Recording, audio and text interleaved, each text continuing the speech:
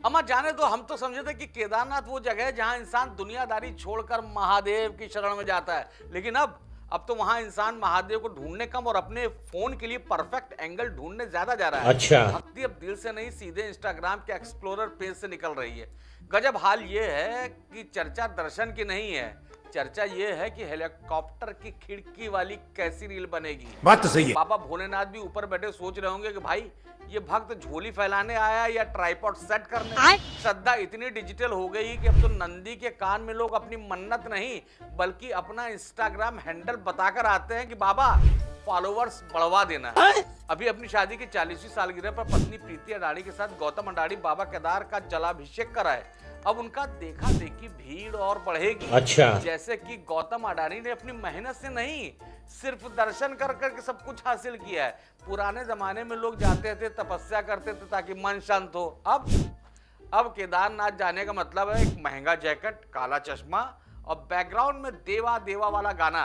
लोगों ने इसे तीर्थ स्थल से ज्यादा पिकनिक स्पॉट बना दिया है।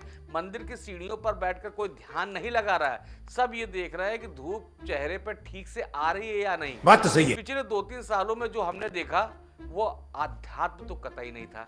किसी ने मंदिर के सामने अपने पार्टनर को प्रपोज किया, जैसे बाबा भोलेनाथ वहां सिर्फ मैरिज ब्यूरो खोलकर बैठ गए हों, तो कोई वहां नाचते हुए वीडियो बना रहा है। हद तो तब हो गई जब सुरक्षा कर्मियों को लोगों के फोन छीनने पड़े।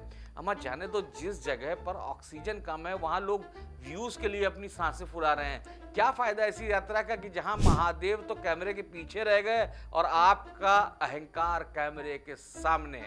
हमें याद है ना पिछली बार की वो भीड़ जब पहाड़ चीख चीख कर कह रहे थे कि बस करो, इतना बोझ मत डालो, पर नहीं, हमें तो रील बनानी है। आध्यात्म का मतलब होता है मिट जाना, लेकिन आजकल लोगों के बर्ताव को देखकर लगता है दिख जाना। केदारनाथ की पवित्रता शोर में नहीं, उस शांति में जिसे हमने शोर शराबे और सेल्फी स्टिक से दबा दिया है।